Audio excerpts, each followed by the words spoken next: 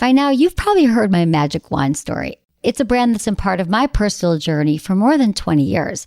But no matter how many times I sing Magic Wand's praises, I'll never be able to fully capture the story of this incredible brand.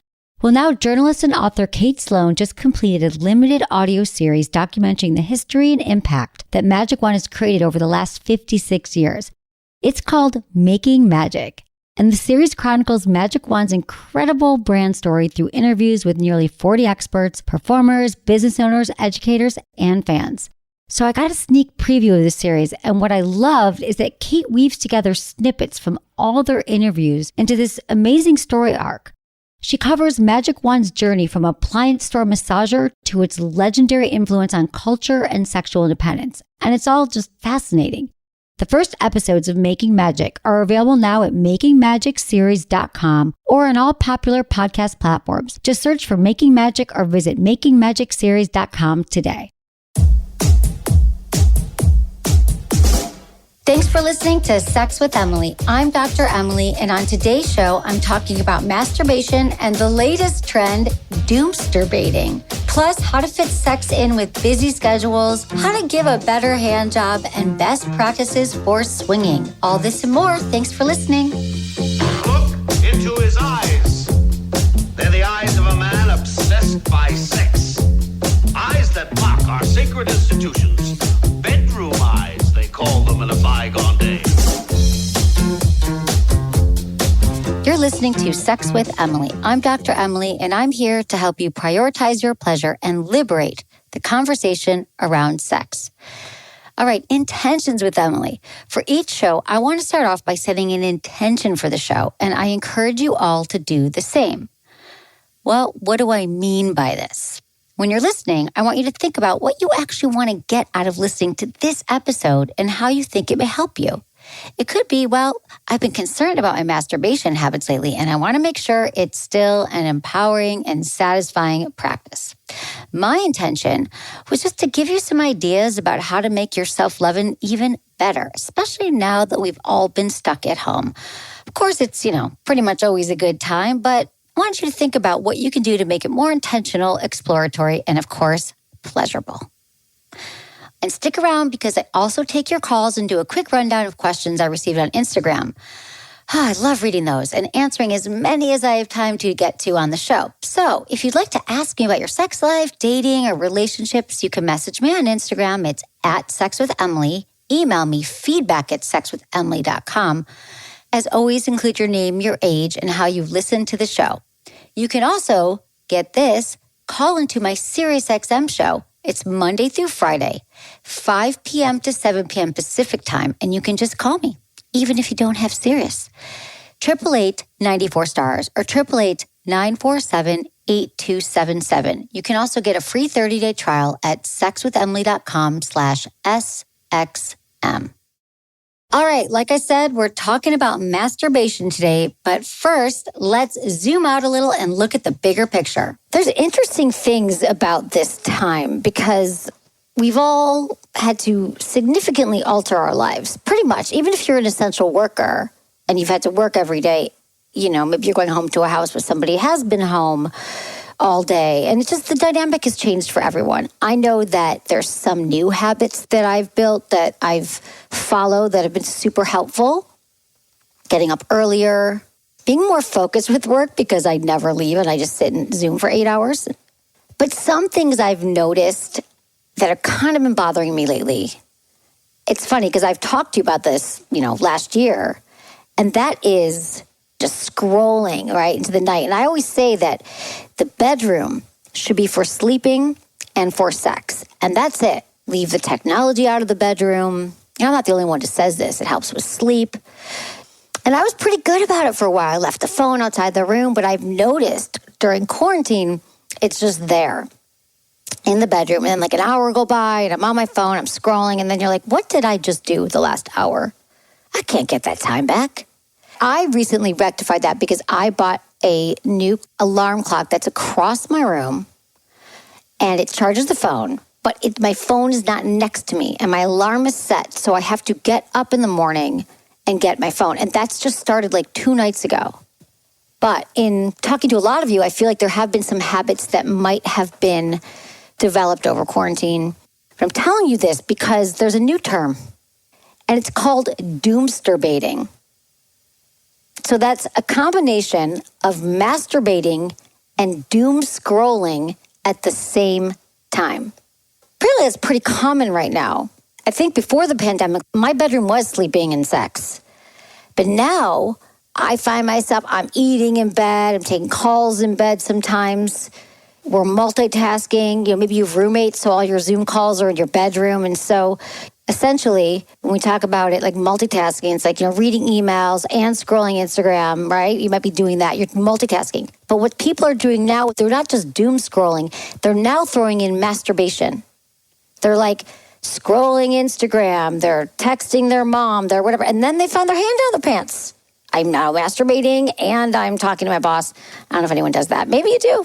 The concern about this is, I think it's, me, huge fan of masturbation. Love that you're masturbating, but there's no start and stop. There's no end of the workday anymore. It's all sort of runs, one day runs to the next, 1 hour runs into the next. There's not a lot of boundaries. And so now doomsturbating can happen. I just love the word doomsturbate. I used to procrastinate. That's procrastinate and masturbate. That's me. And I still do that. It actually helps because, listen, orgasms are good for you. They release stress. They release anxiety. They release it from your body, but then you get a spike of these feel-good hormones. You have to remember that masturbation is part of being a sexually healthy person. So I'm not knocking masturbation.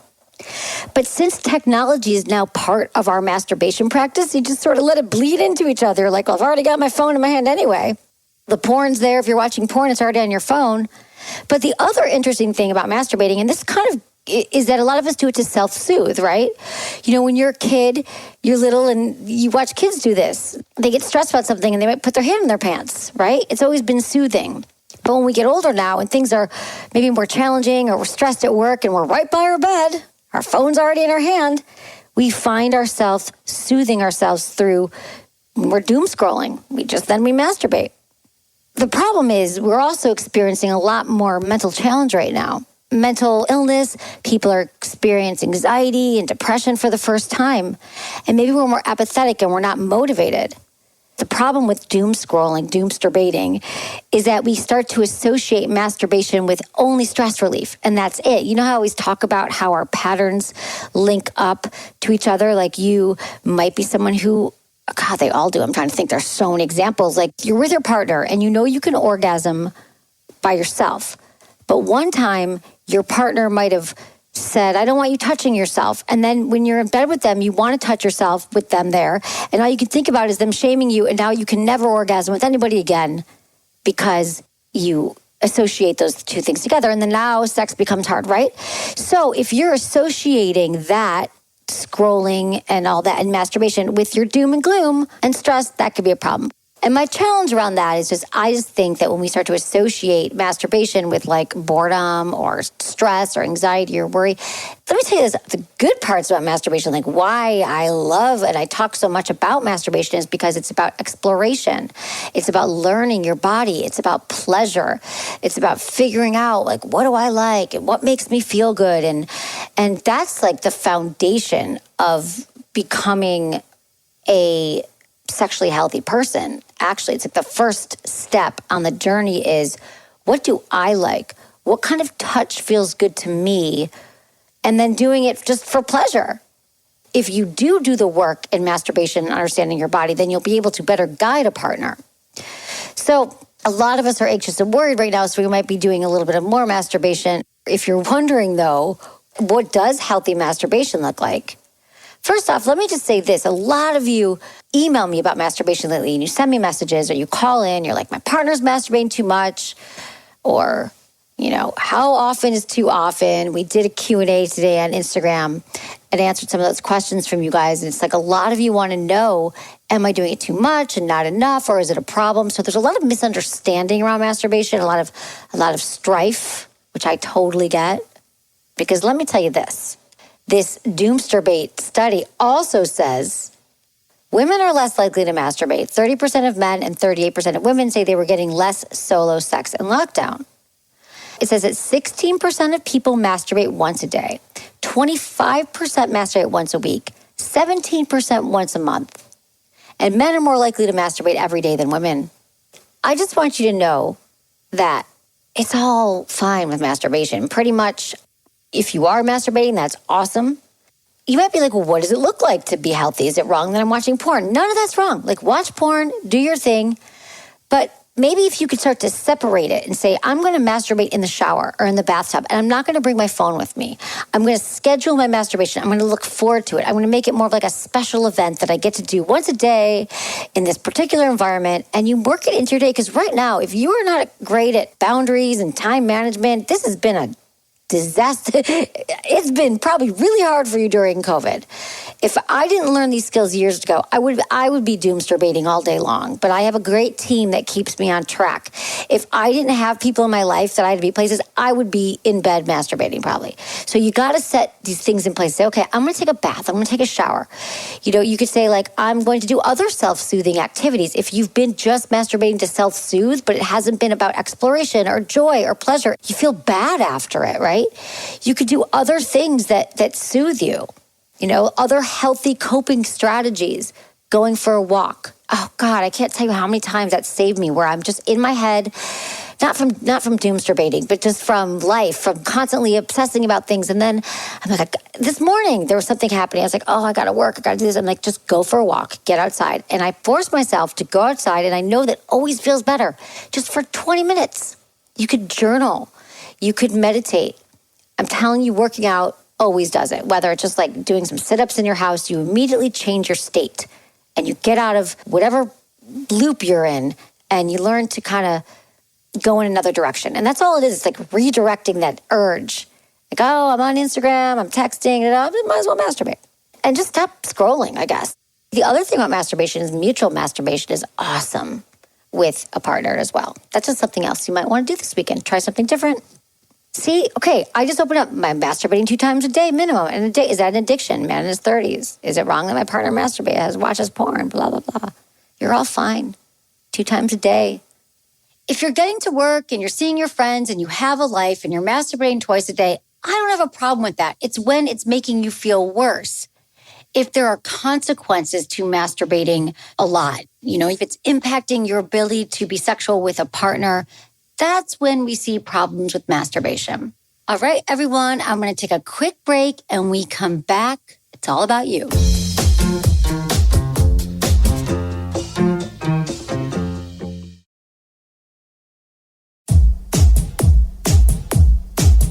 Esther, 20 in Arizona. What's going on, Esther? How can I help? Hi. So right now Esther. I'm in a relationship with a 58-year-old. And I mean, he doesn't always like to try the things that I want to try. Maybe like anal and all that. I mean... Wait, let me just... Okay, so he's 58 and you're 20. So how long have you guys been dating? A couple months, maybe like about 6. Okay, got it. All right. So tell me about this relationship. So what is it? Is it just sort of fun? Like, where do you think it's going? I mean, maybe marriage and then living together. I'm living with him. Then maybe when I get older, I want to get married and have a kid, but he doesn't want to, and I kind of do. Yeah. Okay, but it's only been 6 months. Is that a little, you know? Because here's the thing, Esther. I can tell you this. There's already problems you're having sexually in the first 6 months. They don't get better. Yeah. Have you been with other people before? No, it's my first relationship. Okay. Esther, what about your family and friends? Do you have people like in your community right now? I mean, my family doesn't like the relationship I'm in because he's 38 years older than me. Right. So, I mean, my parents broke up. Like I never talked to them or anything. Because of the guy? And I mean, yeah. My mom even took me to court because she wanted custody to keep me away. And I thought that wasn't right. But I kind of want to have a kid, and he doesn't because he's old. And I mean, he's thinking there will be problems with the kid. Do you think there will be problems with the baby if you... Esther, it's your first relationship. And so I'm wondering what it is about this guy I don't want to be your mom. But I'm just saying, like, you have so much to live. Like, there's so many people out there for you. And no matter what, after the first 6 months to a year, things get real and they start to really talk about things. And the sex, it's not as exciting as it was at the beginning, and we got to work on it and stuff like that. And then a lot of people, too, are married with really young. And then they're like, call me when they're 30. And they're like, oh, my God, I wish I didn't marry my first love. I wish I, took some time for myself. And these are like not just anecdotal. This is like, I guess I feel like I would love you to give it some space and time. It's your first love. Like, I'm just telling you from my research, you're 20 years old. You feel like this guy's older. Maybe he feels nurturing to you. Maybe a father figure. Does he pay for things? Yeah. Yeah, that's a good part of it, I guess, right? I feel like I'm in love and that I don't want to break it off. It's your first relationship. And so it's practice, right? It's practice, and really you learn like how to compromise and how to have arguments and how to have conflict and how to resolve them. That's a process in itself that you actually learn by dating, and you learn who you like and who you're into and who you're not into. Like in your 20s, I think is a wonderful time to explore who you are, Esther, and what you like. It's hard to kind of know what you want in the first relationship. It just doesn't work that way. It's like watching one movie and saying, like, I only want to watch horror films. But it's like, I really like this horror film, but it's the only movies you've seen. It's like love and dating and relationships. It's time to figure out what you actually like. Because the first love feels great. We all love our first love. But we typically don't marry them. Yeah. So do you recommend breaking it off? I recommend that you slow it down. And yeah, I mean, I don't see this being your future husband. I just don't. I don't see it. Listen, studies have shown too that couples typically, if there's a 10-year age gap or fewer, they're more likely to stay together. But if it's anywhere over 10 years, 15 years, 38 years, there's going to be a lot. Just statistically speaking, for you, I hear in your voice, do I think you should break it off? Yeah. I mean, honestly, if I take bets on this, I would say, yeah, not going to work. And I want you to appreciate it for what it is, but take some time to get to know who you are. Now that you feel love, as what we're calling love, or you feel this attraction, there's so many people out there for you. Your whole life ahead of you. You'll meet people wherever you go. Do you suggest going out and trying to meet people? It's a good question. What do you do for fun, Esther? I guess, the person I'm with now kind of got me into mountain biking, so. Okay. So maybe you could join like a mountain biking group near you, and they have all those like meetups, and you could ride bikes with people on Saturdays and start to make friends in your community. And that's, I think, how you meet people. You start developing things like, who are you at 20? Like, what do you like? Who are the people you're attracted to as friends, right? And there's just some inner work to do too. Like, you're not speaking to your family. That sounds really rough. I think it's really important to build our community and to learn to connect with people in a healthy way and learn to love ourselves. We have to really love where we're at in our lives. I think that's part of the process. What's the rush, Esther? What's the rush to get married and have a kid right now at 20? I mean, is he pushing this on you? Is he saying, let's get married, let's move in, let's do it? So this is you. He's not pushing it. He's giving me, if I want to be with him, I can. I know my mom didn't teach me anything about sex, and now I'm in a relationship. It's a whole different world. Yes, Esther. I thought my first person would be my love. My first kiss with a person and first time having sex. But I guess things change. I know what you're saying, and I realize you didn't have a lot of information. And I got to be honest, a lot of us don't have information about sex. We have to learn it. It's such a good time to learn at 20. But I'm telling you that notion that the first person I'm going to kiss and fall in love with is just, it's kind of like a fairy tale. Not where we're at in our life now. But I understand that's kind of like finding out Santa Claus doesn't exist, right? You're like, oh, bummer. Are you living away from your home now? Do you have an apartment? Do you live with friends? Yeah, I just got a house, and then he might move in with me at least to get me more stable. All right. I don't know if I'd have him move in. You bought a house, so you have enough money to buy a house. Yeah, I just bought one. That's amazing you're already able to buy a house. Okay, well, Esther, I think you got to just be careful and take care of yourself and move into the house, try to do it alone, and try to make some friends and try to nurture new relationships. How would you recommend breaking it off? You just say, this has been an incredible connection. I've learned so much. You're my first love. And I have some learning and living to do. That's how you break up, with honesty, compassion, in person. You don't want to send a text. So yeah, Esther, we got you. Okay, let's talk to T43 in Arkansas. Hey, I'm so glad you got me on real quick. Been married for a long time, and my spouse just never really is interested in trying to, climax.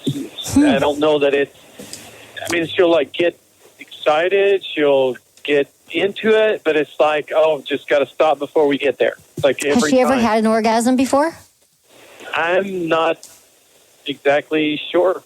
Oh, okay. I don't think so. So it's not like she was having them and now she's stopping herself. We don't even know if she's had one.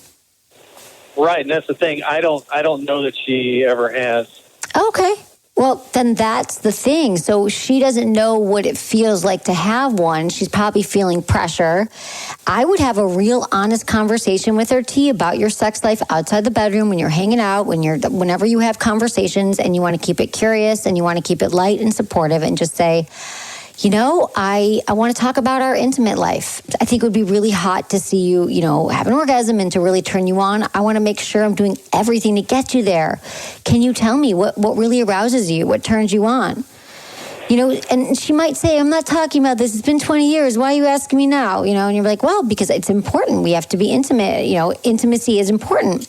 And then you could say, like, I'd love to make you orgasm. And then you could ask her if she's had an orgasm, and you just keep very curious and non-judgmental and see what she says. A lot of women have never had one because they assume they're going to have it through penetration. But most women don't have it through a penis. They have it through masturbation or through oral sex or through fingers or a toy. Yeah, well, and she's really opened up more for the oral, than even in awesome. the past. Mm-hmm. And so, she's good with that.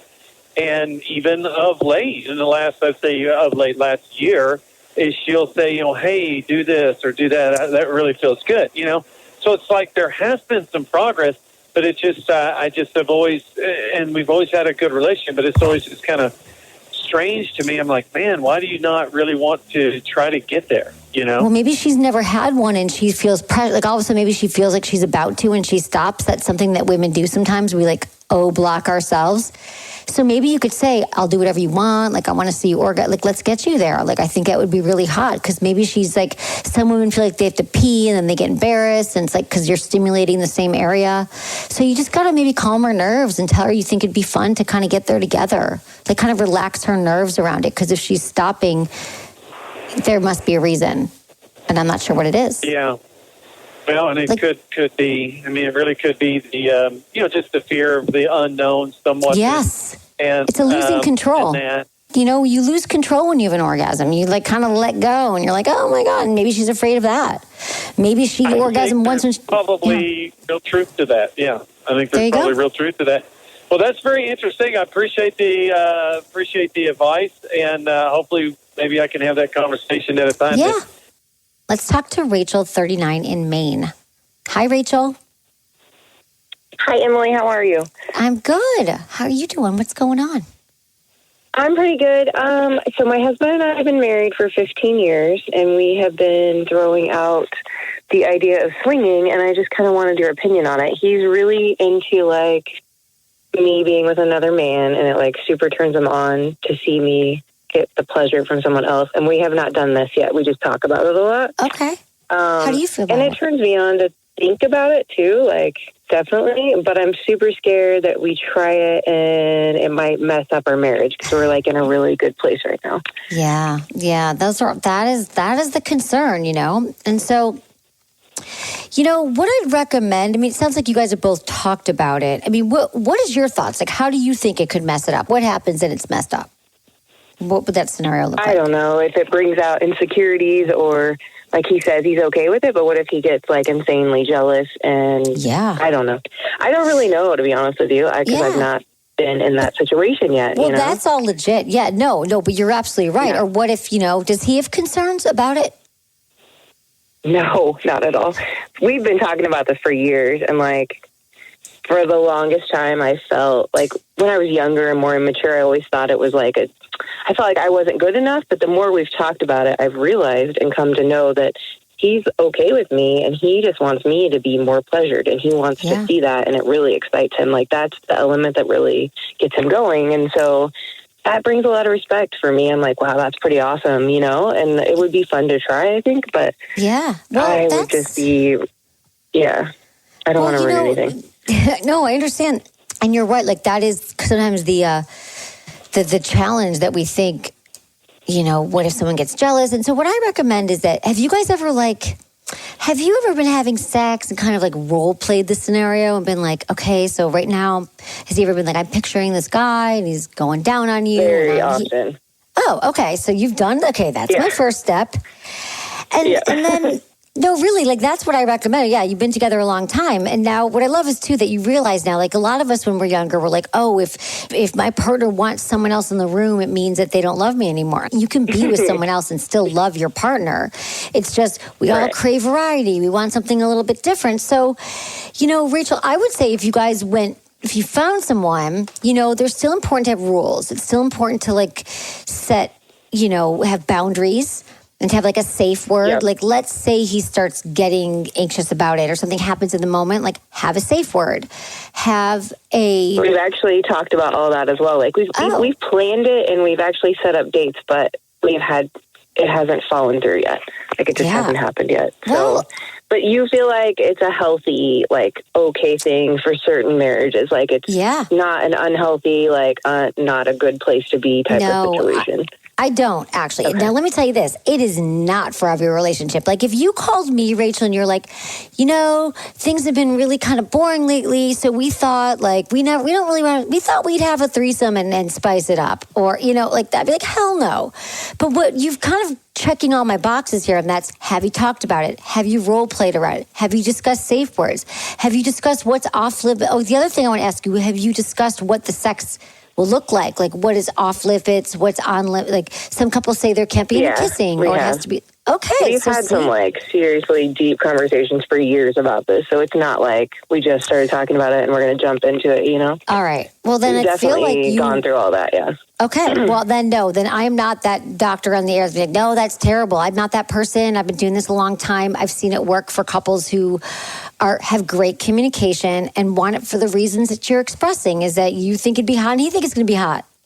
It's going to be a sexy new experience. Okay. And like a lot of couples do it and they find that then that becomes something really hot to talk about when they're having sex. Like, remember that time? It becomes part of your fantasy. And so, this feels pretty good to me, I got to say. And I would tell you.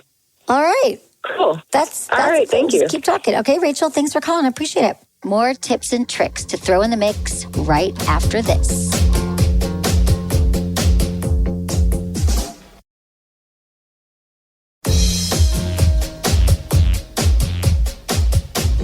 So we got a ton of questions. If you go to our Instagram and look at our stories, we answered a lot of them today, but there were so many, I couldn't get to all of them.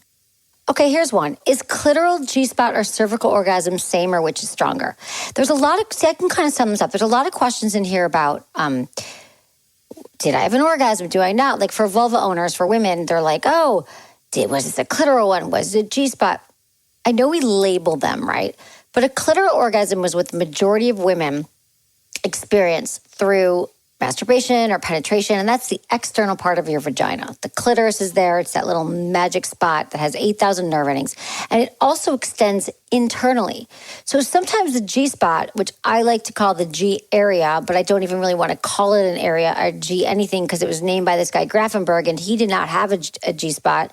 It's named after him, which is just bizarre. But it's like an area, and I believe that area is like internal clitoral nerves. So it's not, and for every woman it's different. So I can't tell you which one's stronger because the problem is G-spot got a lot of recognition like 20, 30 years ago. And so what happened was everyone was like, oh, that's the better orgasm. The clitoral orgasm is just, everyone can have that or whatever. But they're all linked into each other. So just focus on the orgasms you're having and continue to explore your body. Once you have a clitoral orgasm, it can be easier to have a more internal orgasm. So then you could use your fingers or a toy or a penis or whatever you want to use. Not whatever, but it's an approved item to go inside of you to explore and experiment. Because once you have an external orgasm, the blood starts to flow and circulate inside and it can be helpful that way to experiment. Best hand position for giving a blowjob. My boyfriend likes when I use my hands too. All right, so I love this question because I think that there's been so much oral sex stuff on penis is about like, oh, you got to like deep throat, go really choke. I hate that. So it's like, your hand is such a great tool. You've got your hand, you've got your mouth. So the best hand position is, there isn't one. Every person that has a penis wants something different. But I can tell you, it is about your grip. It's about like having a tight enough grip around it and making sure that you have lube and that it's your hand's not like really dry because no one really wants a dry hand job. And you could start by just putting it on the base of the penis. And this is how I'm going to show you visually, but like you want your grip to be like this. I remember it's like if you think about your hand going around your arm, if my hand is gripping my arm, you don't want it like your skin to be turning white, like you don't want to re-gripping it, and you don't want it too loose. You want to have like just enough grip so you can move up and down and use some lube on it, like I said. But you could use one hand and then you could put your hand at the base and then you could start to twist your hand in different directions. You could start to move your hand up and down. So while you're going down on him, you could start to move your hand up and down to kind of follow your mouth. You could use two hands circling in different directions or in the same direction. But I would start with one hand at the base and your mouth using your mouth, and then seeing how your partner reacts, asking if they'd want something else. So there isn't a best hand position because some people don't really want much of a hand. They might just want, a little bit of grip around the base. Like maybe your hands are like over their balls and then you're gripping at the base. Some want like a lot of hands. Experiment. That's what I got to say about that. Everyone wants something different. All right, here's one. If my partner has not been intimate with me in 16 months, help. Well, that's a long time to be with somebody and not be having any intimacy. All I can tell you to do is to have a conversation with your partner and say, babe, it's been 16 months. I really miss our intimacy. I miss being with you. I miss our touching. It's such an important part of our relationship. What do you think that's about? You could start getting curious and be calm because I'm sure you're very hurt maybe and frustrated and scared. It's scary when our partner just doesn't desire us or isn't making the moves anymore and we're not. Because otherwise you really are like roommates if you're living together. But that's what delineates you being friends and being lovers is there's intimacy. So for 16 months, no intimacy. It starts with a conversation. That's what you do. You say help, you have a conversation, and you figure out what it's about, and then you keep talking. And to me, that signals a huge problem. Like you should be having sex much more frequently than that. So I wouldn't wait 16 months. Don't wait another day. Have the conversation tonight. Remember, if you're hearing something right now, you're like, that's a great idea. I should do that one day. Why not do it right now? You don't have to prepare. You don't really need to buy anything. I'm just telling you all to have conversations. Even the blowjob thing. Yeah, you could use your hand tonight when you go down on your partner, but then you could also do the next step and be like, does that feel good? You could be like, what feels better, babe? One hand, two hands. You could like find out, but it's all about communication. Okay, so another one. Will I ever be able to orgasm vaginally if I've never done it before? Yes, everything's possible. I mean, I don't know that you will be able to with a penis, just to clarify that this whole notion that sex is about penis goes into vagina and it's penetrative and that's how you're going to have a vaginal orgasm with a penis, I can't guarantee that. Only 20 to 30% of women will have an orgasm. But I can guarantee that if you spend some time exploring with your fingers or your partner's fingers or a toy, I think the odds are good that you're going to experience an orgasm from the inside. Internally. I feel good about it. But it's about committing to learning. Here's the thing. I think we give up so quickly. We're like, I tried having an orgasm internally. It didn't work and it'll never happen. It's like, did you try more than once? Did you try for a month? Did you try every day for a month? And then tell me that, for 10 minutes a day, did you try? And then tell me that it didn't work. But you don't try twice. Nothing that you want to achieve or that you want to be good at or that's important to you is going to happen by trying it once. There's no like beginner's luck. Not with masturbation.